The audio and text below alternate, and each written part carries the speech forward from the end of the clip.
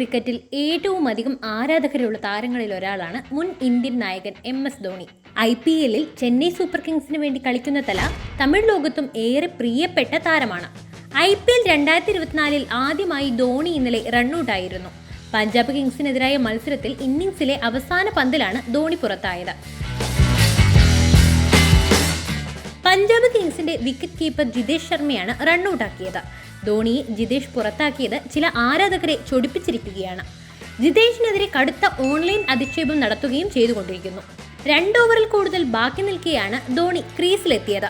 11 പന്തിൽ 14 റൺസ് നേടിയ ശേഷം ഇന്നിംഗ്സിന്റെ അവസാന പന്തിൽ പുറത്തായി.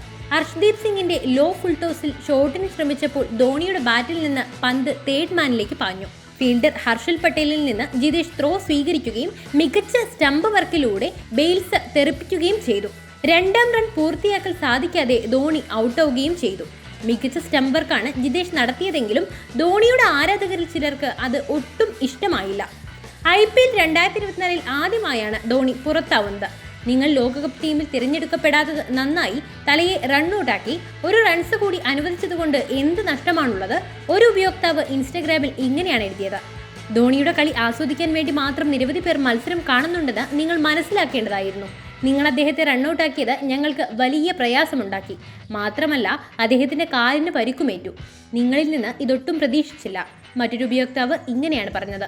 മത്സരത്തിൽ ധോണിയുടെ CSKയെ 7 വിക്കറ്റിന് തോൽപ്പിച്ച് Punjab Kings IPL play off സ്വപ്നം സജീവമാക്കുകയും ചെയ്തു.